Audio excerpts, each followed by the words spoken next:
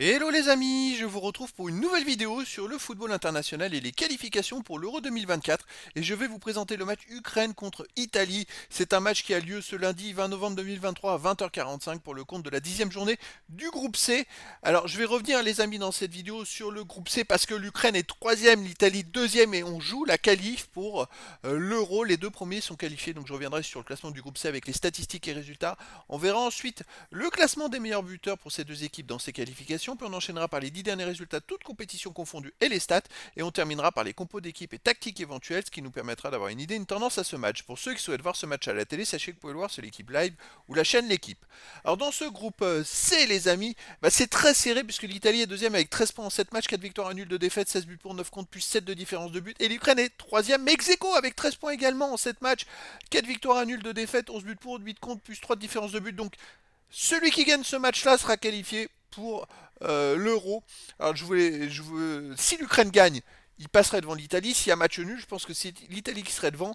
Je voulais revenir sur le match aller. Alors le match aller, ce qui s'est joué en Italie contre l'Ukraine.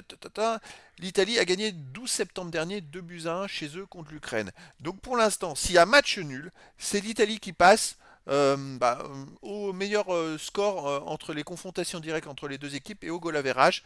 Tandis que si l'Ukraine veut se qualifier, l'Ukraine doit absolument gagner contre l'Italie. Donc c'est quand même un match avec beaucoup de suspense. Au classement des buteurs, on a plusieurs joueurs en tête alors, côté italien, je parle. Avec 3 buts, on a Fratesi, Berardi 2 buts, Chiesa 2 buts, Retegui 2 buts. Et pour l'Ukraine, Tsigankov 2 buts. Et après, il y a plein de joueurs des deux équipes à un but. Donc en fait, le danger peut venir de partout. Il y a quand même beaucoup d'Italiens qui sont au moins à 2 buts. Après, c'est pas beaucoup de buts quand même. On va revenir sur l'onglet d'avant. L'Italie, quand même, tourne à un peu plus de 2 buts par match. Et l'Ukraine a un peu plus d'un but, en moyenne, un but et demi par match.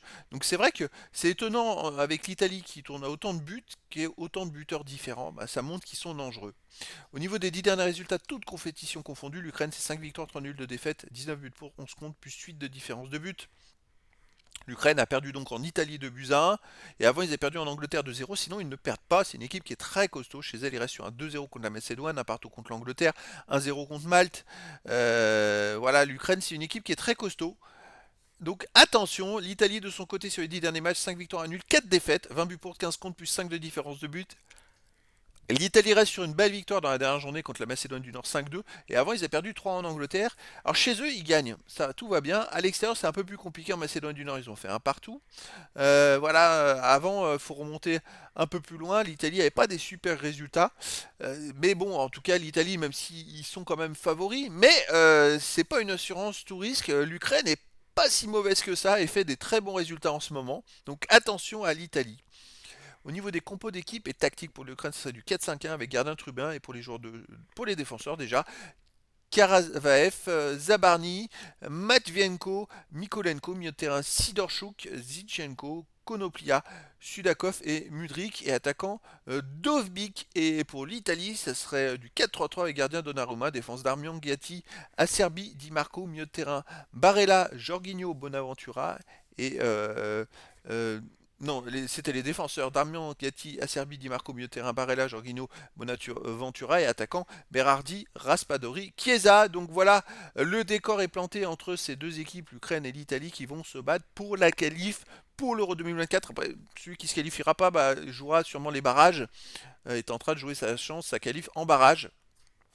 Les amis, je vous donne rendez-vous ce lundi 20 novembre 2023 à 20h45 pour le match de la 10e journée dans le groupe C pour les qualifications pour l'Euro 2024. L'Ukraine, troisième du groupe C, reçoit l'Italie, deuxième, pour un match pour la qualif pour l'Euro. Voilà les amis, je vous dis à très bientôt pour une nouvelle vidéo.